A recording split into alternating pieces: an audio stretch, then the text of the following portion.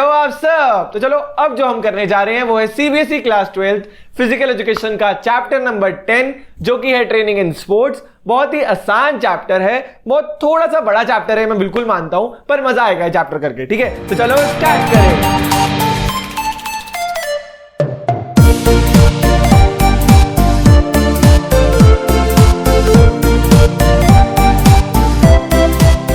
इस चैप्टर में है क्या? अगर आपने chapter number 7 physiology and injury in sports पढ़ा हुआ है तो उसमें हमने बहुत सारी चीजें डिस्कस करी थी। अगर components of physical fitness discuss किए थे, स्ट्रेंथ, एंड्योरेंस, फ्लेक्सिबिलिटी, स्पीड, ये सब हमने डिस्कस किया था। उसका हाँ थोड़ा बहुत कर लिया था और उसके बेनिफिट्स वगैरह कर लिए थे, पर हमने उसे पूरा डिटेल में नहीं किया।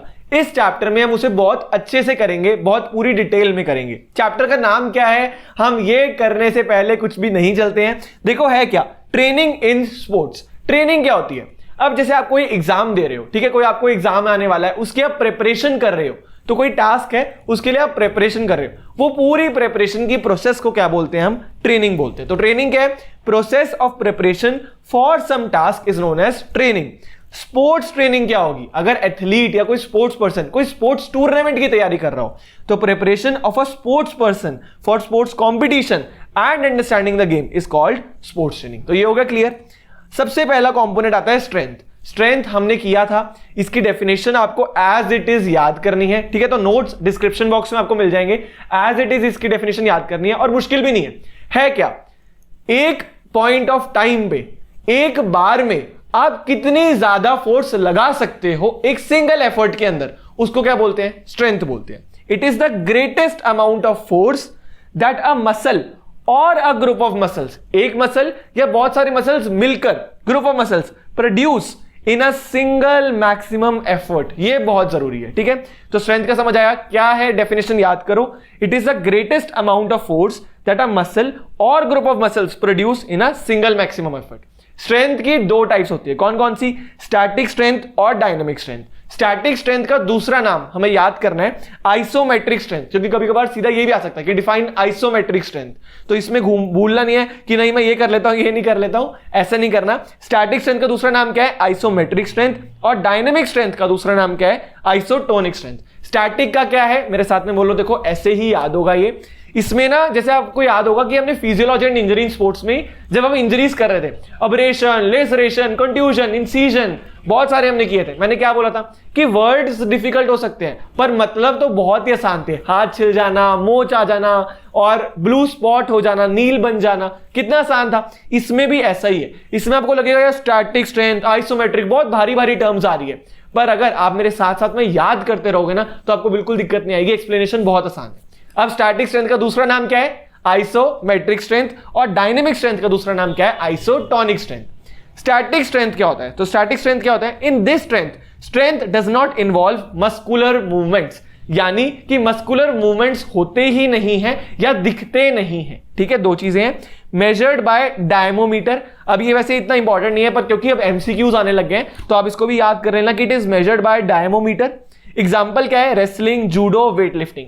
सबसे बड़ा एग्जाम्पल, सबसे आसान एग्जाम्पल बताऊं आपको, आपने देखा होगा सिटिंग अगेंस्ट द वॉल बोलते हैं इस एक्सरसाइज को। पिक्चर आ रही होगी आपके सामने, आप देखो इसके अंदर पैर पर जोर बहुत पड़ रहा है पर फिर भी कोई मूवमेंट नहीं दिख रही आपको कि हाँ पैर हिल रहे हैं या हाथ हिल रहे हैं, कुछ भी नहीं।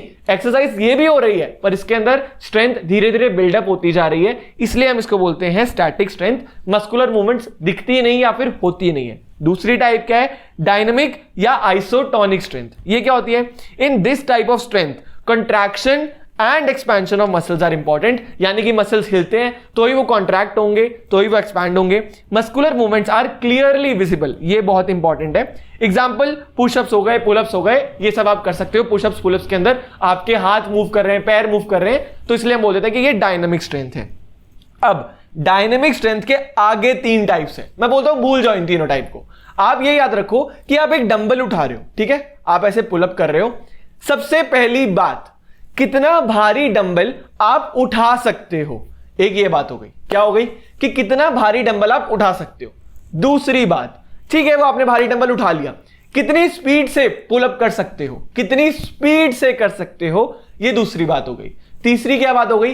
कितनी देर तक ये पुलअप कर सकते हो, ये तीसरी बात हो गई। तीन हो गई। एक तो सबसे पहले क्या है? कितना ज्यादा भारी उठा सकते हो, दूसरा कितनी देर तक उठा सकते हो, तीसरा कितनी स्पीड से कर सकते हो।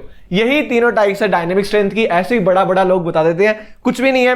डायनेमिक स्ट्रेंथ की तीन टाइप्स हैं, मैक्सिमम स्ट्रेंथ, एक्सप्लोजिव स्ट्रेंथ और स्ट्रेंथ एंड्योरेंस। मैक्सिमम स्ट्रेंथ क्या होता है? It is the ability of muscles and group of muscles applying maximum force against resistance in a single effort. हाँ, तो क्या हुआ? Ability of muscles and group of muscles applying maximum force against resistance. तो resistance का मतलब wait मान लो, ठीक है, जो वो वेट हमने उठाया उसे ये लोग रेजिस्टेंस बोल देते हैं। तो कितनी फोर्स करके आप इस मैक्सिमम वेट को उठा सकते हो सिंगल एफर्ट के अंदर, ये तो हो गया मैक्सिमम स्ट्रेंथ। एक्सप्लोजिव स्ट्रेंथ क्या हुआ? Combination of strength plus speed. So ability of muscles to overcome resistance with high speed is known as explosive strength. Explosive strength, कितनी स्पीड में आप पुलअप कर सकते हो। थर्ड क्या है? Strength endurance. स्ट्रेंथ एंड्योरेंस क्या है? Combination of strength plus endurance. Endurance मैंने बताया था ना, एक हो गया आप चल रहे हो, एक हो गया कितनी देर तक चल रहे हो। तो कितनी देर तक आप कर सकते हो उसे हम एंड्योरेंस बोलते हैं। Ability of muscles to overcome resistance for long time without getting tired और fatigue is known as strength endurance. So तीन टाइप्स की, सबसे पहले हमने स्ट्रेंथ के दो टाइप्स किए, स्टैटिक और डायनामिक। स्टैटिक का दूसरा नाम आइसोमेट्रिक और डायनामिक का आइसोटोनिक। स्टैटिक में muscle movements are not visible, dynamic में muscle movements are visible. Dynamic strength के आगे हमने तीन टाइप्स करे, कौन कौन से? मैक्सिमम स्ट्रेंथ, एक्सप्लोजिव स्ट्रेंथ और स्ट्रेंथ एंड्योरेंस। मैक्सिमम स्ट्रेंथ क्या था? कि कितना ज्यादा आप हाई रेजिस्टेंस, कितना ज्यादा मैक्सिमम रेजिस्टेंस लगा उठा सकते हो। सेकंड क्या है? Explosive strength, combination of strength plus speed. और फिर है strength endurance, combination of strength plus endurance. Example क्या है? देखो मैक्सिमम स्ट्रेंथ का क्या होगा कि कितना ज्यादा वेट आप लिफ्ट कर सकते हो, तो वेट लिफ्टिंग हो गया, पावर लिफ्टिंग हो गया, ये सब हो गया। स्ट्रेंथ एंड्योरेंस में जैसे कि स्विमिंग हो गई, साइकिलिंग हो गई, लॉन्ग डिस्टेंस रन हो गई, कितनी देर तक स्विमिंग कर सकते हो, कितनी देर तक भाग सकते हो, ये सब हो गया हमारा स्ट्रेंथ एंड्योरेंस। एक्सप्लोजिव स्ट्रेंथ के एग्जांपल्स मैंने यहां पर लिखे नहीं है। ऐसा क्यों? क्योंकि आप इसे भी यहां पर लिख सकते हो, इसे भी यहां पर लिख सकते हो, इनफैक्ट दोनों को ही लिखाओ। मैं बताता हूं कैसे।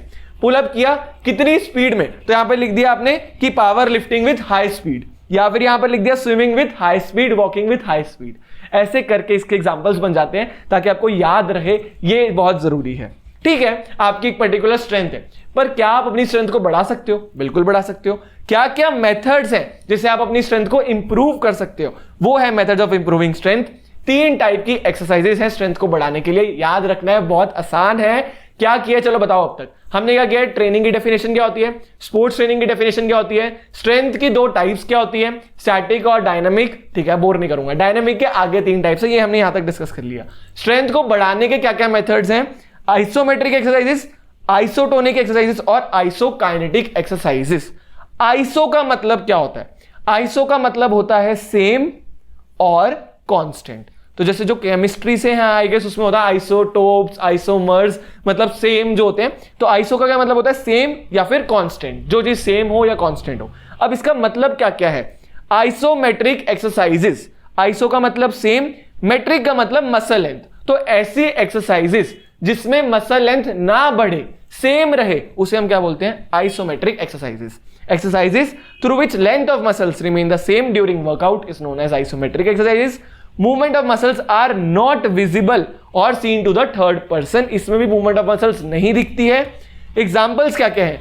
Sitting without chair against wall and holding dumbbells. तो क्या हुआ इसके अंदर कि आपने जो हमने पहले वाली एक्सरसाइज करी थी ना कि sitting against a chair, chair के आपने अगेंस्ट बैठे, जैसे मैंने यहां पर बनाया भी था एक फिगर, ठीक है, बेकार सा है पर आपको याद रहेगा कि ये हो गया। आप ये भी बनाकर आ सकते हो ऐसे, ये यहां पर और यहां पर फिर वेट हो गए, तो इसको बोलते हैं सिटिंग अगेंस्ट द वॉल। ये है एग्जाम्पल किसका? आइसोमेट्रिक एक्सरसाइजेस का। और होल्डिंग डंबल्स वगैरह ये भी आइसोमेट्रिक एक्सरसाइजेस के एग्जांपल्स हैं। एडवांटेजेस क्या क्या है इसको करने से, आइसोमेट्रिक एक्सरसाइज करने से? Can be performed anywhere, her wall तो हर जगह होती है ना, तो वॉल पर कभी भी आप जा सकते हो, तो can be performed anywhere. No helper required, कोई भी हेल्पर की जरूरत नहीं पड़ती है। Less time required to perform, एक दीवार ले चिपक गए, ठीक है, तो ये बहुत कम टाइम लगता है। दूसरी बात, can be performed by N injured player. अब जैसे आपके हाथ में फ्रैक्चर हो गया या कुछ भी हो गया, पैर तो सही है ना आपके, तो एज लॉन्ग एज आपके पैर सही है तो आप ये वाली एक्सरसाइज कर सकते हो। या ऐसे ही कोई ऐसी एक्सरसाइज भी होती होंगी, जैसे डंबल है, आपके पैर चाहे फ्रैक्चर्ड है पर फिर भी आप बैठे बैठे तो डंबल उठा ही सकते हो। तो आइसोमेट्रिक एक्सरसाइजेस के ये एडवांटेजेस रहते हैं। Develops high static strength, static strength बहुत ज्यादा बढ़ जाती है। स्टैटिक स्ट्रेंथ क्या था? नो मस्कुलर मूवमेंट, जैसी जो भी स्ट्रेंथ जिसके अंदर मस्कुलर मूवमेंट ना हो। पर आप खुद सोचो, हम क्रिकेट खेल लें, फुटबॉल खेल लें, बास्केटबॉल खेल लें, वॉलीबॉल खेल लें, कुछ भी खेल लें, ज्यादातर हमें कौन सी स्ट्रेंथ चाहिए होती है? डायनामिक। ऐसा क्यों? क्योंकि उसमें मूवमेंट ऑफ मसल्स होती है। यही इसका सबसे बड़ा डिसएडवांटेज बन जाती है कि dynamic strength is not developed in games और sports, dynamic strength is required. तो ये डिसएडवांटेज हो गया। Less variety of exercises, exercises बहुत कम टाइप की है, जैसे इसमें भी मैंने सिर्फ 2 बताई है क्योंकि बहुत ज्यादा कम टाइप की एक्सरसाइजेस है, इसलिए सेम एक्सरसाइजेस को बारी बारी करते करते आपका इंटरेस्ट लॉस हो जाता है, आपको बोरिंग लगने लग जाती है exercise. Not recommended for heart patients as raises blood pressure, तो इससे ब्लड प्रेशर भी रेज हो जाता है, इसलिए हार्ट पेशेंट्स के लिए एडवाइजेबल नहीं है। ये तो हमने कर लिया आइसोमेट्रिक एक्सरसाइजेस। अभी हम क्या कर रहे हैं? Isotonic exercises. आइसो का मतलब मैंने क्या बताया था? सेम और constant.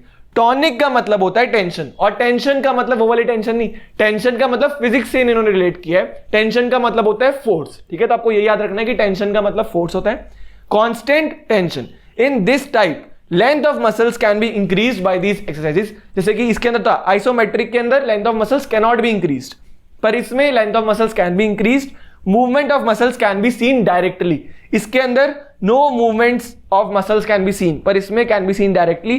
Can be done with और विदाउट इक्विपमेंट्स, इसमें भी विथ और विदाउट इक्विपमेंट्स आप कर सकते हो। एग्जांपल क्या है? Jumping, running on spot etcetera. Running on spot क्या होता है? एक ही जगह पर कूदते रहो, अपने आप को मतलब ऐसे ऐसे करके भागते रहो। जंपिंग आपको पता ही है, मतलब ये तो बहुत ज्यादा डिफिकल्ट है, तो ये मैं समझा नहीं पा रहा, ठीक है? ठीक है। एडवांटेजेस क्या है? आपको याद होगा जब हम आइसोमेट्रिक एक्सरसाइज कर रहे थे तो मैंने बताया कि आइसोमेट्रिक एक्सरसाइज स्टैटिक स्ट्रेंथ को तो बहुत बढ़ा देती है, पर डायनेमिक स्ट्रेंथ नहीं बढ़ती। यही इसका दूसरा है। इसका एडवांटेज क्या है? Develops dynamic strength, develops both strength and endurance. ऐसा क्यों? एंड्योरेंस कैसे? आप जंपिंग कर रहे हो, कितनी देर तक जंपिंग कर सकते हो? ज्यादा से ज्यादा कोशिश करोगे तो धीरे धीरे आपको टाइम ज्यादा हो जाएगा। फॉर एग्जाम्पल, आप पहले एक दिन पार्क में जाते हो, आप 1 चक्कर मारते हो, फिर आप वापस करते हो, धीरे धीरे आपके अंदर इतना स्टैमिना बिल्ड हो जाएगा कि आप 2 चक्कर भी मार सकते हो, फिर 3 भी, फिर चक्कर खा के गिर जाओ, नहीं सॉरी, ठीक है? इंप्रूव्स फ्लेक्सिबिलिटी, क्यों? क्योंकि इसमें मूवमेंट ऑफ मसल्स हो रहे हैं, इसलिए फ्लेक्सिबिलिटी इंक्रीज होती है। डिसएडवांटेजेस क्या है? Chances of stress and strain injuries. हमने बहुत सारे फ्रैक्चर्स किए थे, एक स्ट्रेस फ्रैक्चर भी किया था, उसमें क्या था? प्रॉपर आप रेस्ट ले नहीं रहे हो, ये करते जा रहे हो, जंपिंग के कारण आपकी लोअर बोन ऑफ लेग में फर्क पड़ सकता है, कोई भी इंजरी हो सकती है, मोच आ सकती है, स्प्रेन स्ट्रेन कुछ भी हो सकता है। Sometimes equipments are required. For example कह दिया कि जंपिंग के लिए आपको उसकी रोप की जरूरत पड़ गई है ना, स्किपिंग रोप की जरूरत पड़ गई, तो स्किपिंग रोप होगा इक्विपमेंट, तो इसलिए हम कहते हैं कि हाँ कभी कभार हमें इक्विपमेंट्स की जरूरत पड़ जाती है।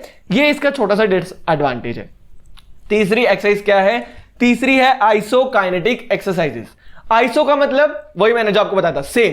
काइनेटिक का मतलब होता है मोशन, तो सेम और कांस्टेंट मोशन। जो एक्सरसाइजेस के अंदर सेम मोशन रहे यानी सेम स्पीड रहे, उसे हम क्या बोल देते हैं? Isokinetic exercises. सबसे बेस्ट एग्जांपल इसका रनिंग ऑन ट्रेडमिल। ट्रेडमिल पर आप भाग रहे हो, आपने एक स्पीड सेट कर दी, आप उसी स्पीड से भागते रहोगे। refers to movement that takes place at controlled rate of speed and remain same during complete exercises। Visible movement होती है इसके अंदर भी, तो यानी बस आइसोमेट्रिक एक्सरसाइजेस है जिसके अंदर मूवमेंट विजिबल नहीं होती। बाकी आइसोटोनिक के अंदर भी जो हमने यहां पर करी है, और आइसोडायनेमिक भी, आइसोकाइनेटिक भी जो हमने यहां पर करी है, उन दोनों के अंदर movement of muscles are seen. Example running on treadmill, मैंने आपको इसका बता ही दिया। एडवांटेजेस क्या क्या है? Develops both static and dynamic strength, तो दोनों डायनेमिक और स्टैटिक स्ट्रेंथ बनती है। ऐसा मैं क्यों कह रहा हूं? डायनेमिक स्ट्रेंथ क्या था? मूवमेंट ऑफ मसल्स, तो हम रनिंग कर रहे हैं ट्रेडमिल पर, तो हमारी मूवमेंट तो हो ही रही है, कितनी देर तक हम कर पा रहे हैं और हमारे पैर सहन भी कर पा रहे हैं कि नहीं, तो उसको झेल भी पा रहे हैं कि नहीं, इसलिए स्टैटिक स्ट्रेंथ बढ़ जाती है। Effective for almost every game और स्पोर्ट, हर कोई भी गेम में चले जाओ, रनिंग, वॉकिंग, ये सब तो मतलब रिक्वायर्ड है, इसेंशियल है, तो इसलिए हर स्पोर्ट में हेल्प करती है। Improves endurance along with strength, of course, कितनी देर तक ट्रेडमिल आप चला सकते हो, कितनी देर तक ट्रेडमिल पर भाग सकते हो, ये एंड्योरेंस होता है, तो एंड्योरेंस आपकी बढ़ जाएगी धीरे धीरे अगर आप ये वाली एक्सरसाइज करते रहोगे। डिसएडवांटेज क्या है? ट्रेडमिल जैसे बहुत सारे स्पेशल इक्विपमेंट्स रिक्वायर्ड होते हैं, रिक्वायर्ड स्पेशल इक्विपमेंट्स, तो ये स्पेशल इक्विपमेंट्स बहुत मतलब एक्सपेंसिव होते हैं और हर जगह मिलते भी नहीं है। स्टार्टिंग ट्रेडमिल की अराउंड 1,25,000 से होती है, तो फिर आप समझ रहे हो कि ये बहुत ज्यादा स्पेशल इक्विपमेंट्स हो गए। कहाँ इसमें बेचारी एक छोटी सी स्किपिंग रोप चाहिए थी, और इसमें तो एक दीवार चाहिए, बस अंबुजा सीमेंट ले आओ, वो भी जरूरत नहीं है, ठीक है? तो मतलब आप समझ गए। Exercises should be performed under observation of coach. तो कोच के ऑब्जर्वेशन के अंदर ऐसी एक्सरसाइजेस हमें परफॉर्म करनी चाहिए। अगला टॉपिक है हमारा एंड्योरेंस। देखो अभी तक हमने क्या किया, मैं आपको हल्का सा एक ब्रीफ दे देता हूं, अभी जाओ मत, आप 2 मिनट रुक जाओ। आई नो मैं आपको बहुत ज्यादा बोर करता हूं, पर ठीक है, सॉरी। ठीक है, हमने क्या की, ट्रेनिंग क्या होती है, कोई भी टास्क के लिए आप प्रिपेयर करते हो उस प्रोसेस को बोलते हैं ट्रेनिंग। पर यही अगर स्पोर्ट्स पर्सन कोई प्रिपेयर करे अपने कोई भी स्पोर्ट्स कंपटीशन के लिए, उसे हम बोलेंगे स्पोर्ट्स ट्रेनिंग।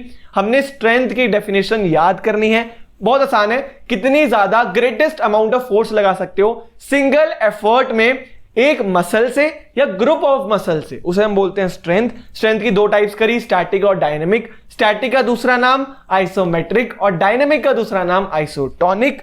फिर हमने स्टैटिक से पूरी एग्जांपल सब कुछ किया। डायनेमिक के अंदर हमने 3 करी। एक तो क्या किया, कितना ज्यादा उठा सकते हैं, कितनी स्पीड में उठ कर सकते हैं और कितनी देर तक कर सकते हैं, ये 3 टाइप हमने करी, मैक्सिमम, एक्सप्लोसिव और स्ट्रेंथ। फिर हम आए कि ठीक है क्या हम इस स्ट्रेंथ को बढ़ा सकते हैं, इसलिए हमने 3 करी, आइसोमेट्रिक एक्सरसाइज करी, आइसोटोनिक एक्सरसाइज करी और आइसोकाइनेटिक एक्सरसाइजेस करी। यहां तक आपको क्लियर हो ही गया होगा। मिलते हैं हम नेक्स्ट पार्ट में। नेक्स्ट पार्ट में हम करेंगे एंड्योरेंस। अगर आपको ये वीडियो अच्छी लगी और आपका मन करे तो आप इस वीडियो को लाइक कर सकते हो। अगर आपका मन करे तो आप इस वीडियो को शेयर कर सकते हो अपने फ्रेंड्स के साथ। सबका भला करना चाहिए, मेरा भी इंक्लूडेड। और अगर आपका मन करे तो आप इस चैनल को, आपका ही चैनल है सीबीएसई विनर, जैसे सब्सक्राइब कर सकते हो। मिलते हैं हम नेक्स्ट पार्ट में, तब तक के लिए गुड बाय, टेक केयर।